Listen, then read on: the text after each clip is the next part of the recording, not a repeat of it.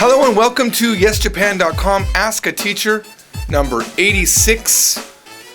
What is YesJapan.com Ask a Teacher? It's where we talk about what you want to talk about. The Daily, which is the show that we shoot right before this, is what I want to talk about. But you have all submitted questions to me, and I'm going to do my best to give you an answer that is satisfying and will help you learn some Japanese. All right, first question is from Soggy Cake. He asks a really, really good question that could be very confusing to the new user or the new learner of Japanese. He says, what exactly does aru mean when it's used before a noun? Good question. Well, as you know, any verb can be put directly in front of a noun to make it a description, right? So for example, mita terebi, the TV that I watched, the TV show, right? Shitteru hito, a person that I know. Tabeta sushi, the sushi that I ate. And then you can start modifying it, right? For example, tabeta sushi wa oishikatta desu. The sushi that I ate was delicious, right? Asoko ni iru hito, the person over there. Asoko ni iru hito wa dare desu ka? Who is the person over there? Kino kita hito, the person that came yesterday. Wa dare deshita ka? Who were they? See how that works? Anything. You can modify anything with a verb. Now, when you hear the aru in front of a verb, it might get weird, right? Aru hito, the person that exists. That's awkward. Well, let's look at what aru does. Aru is sort of unique when it's used to modify something, but it really isn't as unique as you think. Aruhi, one day, a day that exists, one of the many days out there. Aruhi. It's when you're not being specific about an item. You can't just say a day. You want to say one day. And this is a real common story starter. For example, you could say, Aruhi, wakai josei ga. One day, a young girl. Or aruhi, wakai. Or aruhi, George ga. One day, George toいう男が, a boy named George. You could just do it like that. Aruhi is a typical way to start a story, okay? You can have aruhito, a certain person or one person. I use this in front of people that I don't want to mention their name, but they know who they are. Like, for example, let's say that somebody ate, or let's say they drank the last Diet Coke in the refrigerator, right? I could say, aruhito ga, a certain person, 最後のダイエットコーラを飲みました. Drank the last Diet Coke. I could say that. I could, of course, also say 誰かが somebody 誰か. But this aruhito would work there too. So let's say you're telling a story and it doesn't really matter who the person is. It doesn't matter that it's a specific person. You wanted to say somebody did this, a certain person did this. ある人が some person, this one person. You might see it used with things. Arumono. Arumono. And Soggy Cake gave an example where he was showing a definition of a word. And it was arumono, a certain thing. And then there was a description about that thing. A certain thing doing this. And it doesn't mean a specific thing. It means a certain thing. Or a thing. You might hear this. Let's say we're talking about... maybe you're telling a story about a crime that happened. And it doesn't matter the specifics. You might just say, ある男性が some male, some guy did this, a certain guy, a man. All right? It makes it very non-descriptive, right? That's it. That's an excellent question. Thank you. KJC117. It just occurred to me that KJC's 117, his 117 is a number word in Japanese. It could be ina, could be that. Hi George, why is it that in casual conversations people sometimes add te to the te form of verbs? Example, achi itete yo, where the te is added to itte. Wow, very good question. And it shows that you're really learning because you're hearing things that don't sound right. They're not what you've heard, but you're like, oh, I know what that is, but what's that extra te? That's good. Well, let's look at the two. So the first one that you talked about is this one. Achi itteo. Go over there. Obviously, I imagine you're with a girl. That's what it sounds. You know what? I gotta say something. All right. I have been called out on YouTube. I recently have been putting up like single questions from the Ask a Teacher, just pulling out like what I think is a really good one and putting it up as a Japanese lesson. And then someone really was like, how come all of your examples involve girls? That's what I was told. I'm like, and then he said 9 times out of 10, your examples end up talking about slutty something or other. And he used the word slutty, and I'm like, I don't know what video he watched, because in that particular video, there was nothing like that at all. I specifically choose questions from the Ask a Teacher that are not controversial. However, this got controversial for no reason. But what I'm getting ready to say right now should be controversial. Because I just imagine, achi itteo, or achi itteo, go over there. It sounds like a girl saying it to you. That's just what it sounds like. Like maybe you're bothering her, and she's like, achi itteo, go over there. Right? And maybe she says it like this, achi itteo. Does the meaning really change? No. But grammatically it becomes be over there. Right? Because itete or ite is ongoing present tense form. So be over there. Achi itteo. Be over there. Instead of achi itteo, go over there. Alright? Let's look at another example. You could say, tabete kudasai. Please eat it. Please eat. Right? Tabete kudasai. Or you could say, tabetete kudasai. Please be eating. Does it really change the meaning? No. No, it's still really the same thing. They want you to eat, right? It's just they want you to be in a state of eating, or they want you to start eating. But it's the same thing. Tabetete kudasai. So you could say either one. Thank you for the question. It's excellent. And I'm sorry that it's so sexist. Oh, it's so sexist that I, as a man, brought up a girl. Oh, man. YouTube. You know, in one hand, I'm like, you know what? The fact that I'm getting this many comments is a good thing. You know, YouTube, you know, like that video was like seen like by a lot of people real fast. So I'm like, okay, I think I figured it out. Short videos are good on YouTube. The fact that it's a one subject thing is a good thing. And then I'm like, then I got to deal with all this negativity. But thank people, because I don't like to say thank God, but thank people that they're good, and they were like all downvoting that guy. I was like, what are we talking about? It was nothing like, it wasn't. I'll tell you when I'm being sexist. All right, Grimners. Oh, I love this question. You're all going to love this question. This question is so good, I want to put it on YouTube. That's how good this question is.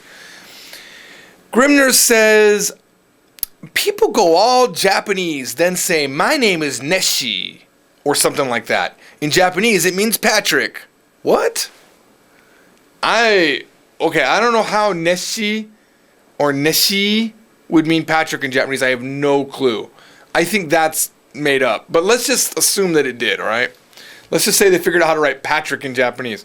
I want a Japanese name too. Okay, let's talk about that. So how do people just make up a Japanese name? Well, you could just take a Japanese name, right? But you want to be yourself, right? For example, I am Joji, right? I am Joji. That is my name in Japanese. Or if I wanted to write it in hiragana, it would be Joji. And that's kind of important. When you want to make your name in Japanese, you can't be in katakana anymore. You have to switch, first of all, to hiragana. And anytime you have one of those long sentence, sound lengthener like that, to make it Joji, you have to have the appropriate hiragana. So for that one, it's Joji, Joji, all right? So what can we do with that? Well, here's how you make your Japanese name. You make sure that you could type Japanese on your computer, okay? You go into WordPad or Word or wherever, or anywhere where you could type, and you just type Joji or Gurimunazu, all right? Gurimunazu, you probably want to have Gurimunaz, just shorten it, because you can't use a lengthener to say Gurimunaz. I don't know what your real name is, so whatever your real name is, you have to come up with a pattern that works, right? Of hiragana that's close to your name. So Joji for me actually works out because it means actual things in Japanese, so I could choose to use actual words. That's way number one. That coincidentally your name means something in Japanese and you just choose to use that thing. You can do that. So you type your name, Joji, and then before you hit enter, you hit the space bar and you watch every word that pops up. For example, the first word that popped up when I did that for me was Joji, and it means usually or ordinarily. Well, that's kind of a boring name, Joji. And then all you do is you type it, hit enter, and then you go to jisho.org and you put it in the dictionary and you see what it means. And then you can decide, oh, I kind of like that. But I'll warn you right now, if you choose an everyday word, it's going to be weird because all of a sudden, in a sentence, you're going to say, hi, I'm ordinarily. Hi, I'm usual. And they won't get that it's your name, all right? All right. Next one I found is this one. Joji, which means love affair. Well, that's not a good name. Hi, I'm a love affair? I don't think many pen pals are going to respond to that. Be like, oh, another pervert talking to me, right? All right, so that doesn't work, Joji. And then I could do this. Now, very luckily, my name, Joji, for me, it's already an actual Japanese name. There's many, many ways to write Joji. For example, this one, Joji. And here's an interesting fact. Notice how that second kanji, this one right here, is the number 2. Anyone with this name, he's the second born son. Ooh. Ooh. Anyone with the 2 in their name is probably the second born son. If they are suehiro or sueko, that sue means end. It's like the same sue as in shumatsu. It's the matsu, meaning end, weekend. Sue something means last child. Sueko, last child. Any child after that is like, what? Oh, wow, we screwed up again. I don't know what they call the last child after the last child. But if they think that that's the last kid they're having, they might name them Suehiro. Or Sueko if it's a girl. Kind of a cool name thing. All right, now, so you saw 2 ways, right? One, you find your name that exists in Japanese and you use it. Okay? An actual name. Or you could just use any random word that you find. I don't recommend that method because it's going to be awkward in your sentences, right? Now, typically, by the way, foreigners don't. Typically, they don't use a Japanese name. Typically, what they do is this. It's called ateji, or substitute character. And really what it means is you're going to take your name and fit kanji to it. It won't really mean that at all. It'll just fit to it. So, for example, my name, Joji, I would find a kanji that is Jo and a kanji that is Ji that I like in a combination, and I would make it my name. All right? So here was the first version that I came up with, and I couldn't come up with a kanji that was Jo, because back then I didn't know a lot of kanji. In my mind, I knew Jo for girl. Oh, here comes the sexist stuff. YouTube, get your comments ready. Joji. All right, so I went with this. Look at this. I'm not going to give you what it means yet. Joji. It means, the first kanji is girl. Second kanji is time. Girl time. Woohoo, that's my name. Yeah, that's right, buddy. Girl time. Woo, girl time. But that's not really good, right? Because it doesn't have the oo in there. My name is not Joji. It's Joji, right? Then you could come up with this one, theoretically, right? Joji. Same girl, and then next. Next girl, please. Or a girl next. That could be taken 2 ways. Maybe I want another. Oh, that's another cool thing, by the way. You see this kanji here, this Ji? Jinan. Look it up. It's kind of a cool word. It's not a bad word. Just saying, look it up.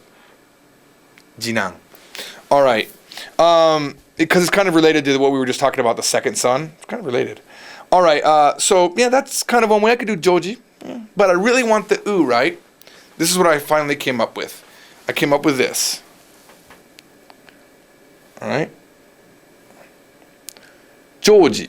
And it's with castle and to repair. Naosu. Castle restoration. Now, interesting though, I just out of curiosity today, I put this Joji character, I put it into jisho.org and it came up with Shiroji, and it said it's an actual family name. So coincidence, it's coincidence that it's an actual last name in Japan. But I'm using it whenever I want to write my name in kanji. And by the way, I never write my name in kanji. It's cool, but for me, it's kind of dorky. I don't know. Really? Am I that much of a wannabe that I gotta have my own kanji name? I mean, it's cool and all. I'm not gonna like slam you for doing it, but I like to write it in katakana because after all, that is, I am a gaijin, right? I'm not a Japanese person. So typically, I'm the guy in Japan that even though I can use chopsticks really well, I kind of want a fork when I'm eating ramen. It's just that much more convenient for me. I kind of will want to drink a Coca-Cola or a Diet Cola with my ramen. I kind of like to do things the way that I am used to. So I'm that, and also I don't eat a lot of fish, so I'm a big McDonald's guy when I go to Japan. So despite me being Mr. Japan and speaking all this Japanese, I'm pretty much an American when I go to Japan. And I kind of am not embarrassed by that at all, because that's who I am. You know? Like, sumimasen, fork kudasai. Really, George? Yep, really, I'd like a fork, please. Thank you. All right, thank you. That's an excellent question. And Grimmers, I'd like to see what you come up with, even though I don't know your real name. I want to see what your name is. And anyone that is posting about this question, please show me put your real name and then show me what you came up with. I want to see what that's all about. Thank you. Next question is from Mr. Krisk. He says, do you have any recommendations or methods for learning everyday conversation Japanese? I mean, the biggest thing, very simply, is having a Japanese friend. I've talked about this before. You need a friend. You have to have a friend. And chatting, not voice chat, but chatting in text is a really good tool because you have time to look at what they're saying, and you have time to formulate your response, and you can heavily use Google Translate to give you sort of an edge to see what they're saying. Because every time, you don't have to know everything that they're saying, but you do have to know what you want to say back, Also, watching drama is good because people are speaking fairly natural in drama. But even better than drama are variety TV shows. Granted, those variety TV shows tend to be comedic based. They're funny, which is a good thing for when you're watching them. But they're going to be really fast, really informal. And I learned a lot of Japanese doing that. Tons of Japanese doing that. Is it easy? No. But really, you know what you do? Put the video on half the screen, put jisho.org on half the screen, and pick up things that you know and write notes. And repeat it and repeat it and repeat it and repeat it. I was going to say something in Korean, but I think that's overplayed. I say a lot of Korean all day long because I'm practicing. And you should do the same thing with your Japanese. You should take your Japanese and repeat it and repeat it and repeat it. As for conversation, you have to have a friend. There's no way around it. If you go to interpals.net, you can meet Japanese people. I've been meeting Korean people all day long. And I've even, just to prove that it can be done, I've made a couple of Japanese friends also. And we're Facebooking and everything. And I just easily text them all the time. And if I wanted to Skype them, hey, what's your Skype? And I could Skype them. So it's a very easy resource to meet people. That's the only way. But remember, it's going to take time. It's going to be frustrating. It's okay. That's all part of it. You need to say this is a 2-year project at minimum before you get to that level. Think about it. And that way, if you're any quicker, you'll just be happy. Like, oh, I did it. But before then, expect it. I'm not expecting I'm going to be awesome in Korean until March-ish. Right around March when I go. Then I feel by then I'll be able to be good. Set yourself a 6-month goal. See if you can do it. Good question. Dashi-kun asks, a really good question. I noticed a user in the chat room mentioned something called Hentaigana.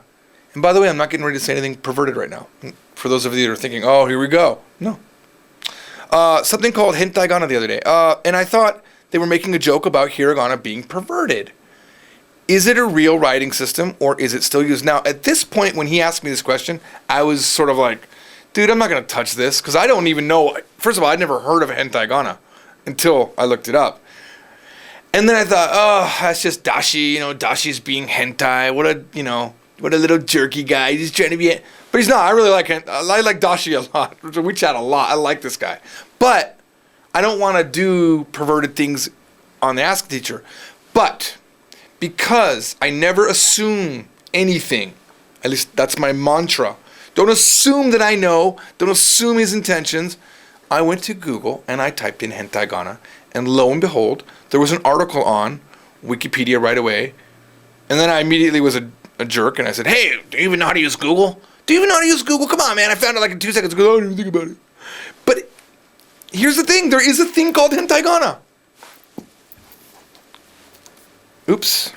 Hang on 1 second. I have a 1 second. I have a typo here. Give me a second.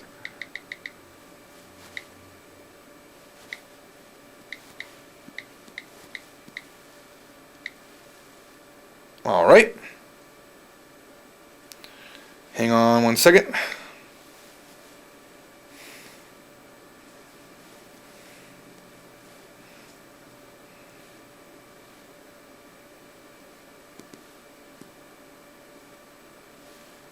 Oh, come on, man. Give me a second.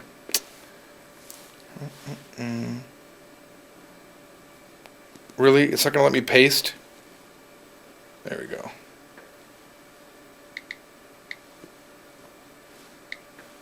Turns out I had 2 typos. All right. So let's look at Hentaigana. But before we look at Hentaigana, before we figure out what Hentaigana is, you need to know this.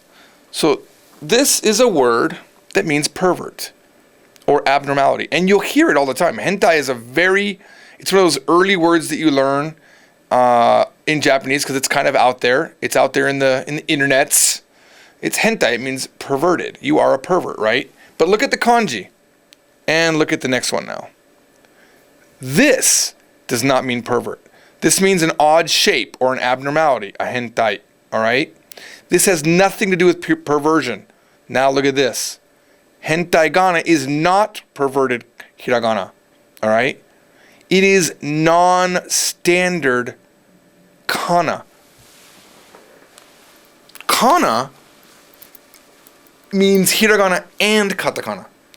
But apparently before hiragana was uniform and standardized, there was a different form of writing that has now been called Hentaigana, which means strange or abnormal hiragana. And if you go to that Wikipedia article, it'll show you some examples of Hentaigana. But I couldn't type any examples for you on my iPad because they're not part of the Unicode system for Japanese typing. They don't exist in the character set. There's been discussions to add it, but why? It's not used by anybody. It's just a whacked out cursive version of hiragana. And the idea of hiragana, I think, was to keep things simplified. There you go. That is what that is. If you'd like to be involved with YesJapan.com, you can upload a video to YesJapan.com/upload with your question or with a self-introduction so that we can use it on the Yes Japan Daily. You can follow us on Twitter to get updates about when we're doing these live shows. You can like us on Facebook and get absolutely no valuable information from our Facebook page because we are never posting anything. Or you can join our YouTube channel and get content that only exists on YouTube. I do put things on there that are not available on Yes Japan. And you can subscribe to our podcast and get shows delivered to your mobile device. Thank you for watching YesJapan.com. Ask a Teacher Live. I'll see you next time. Mata. Bye-bye.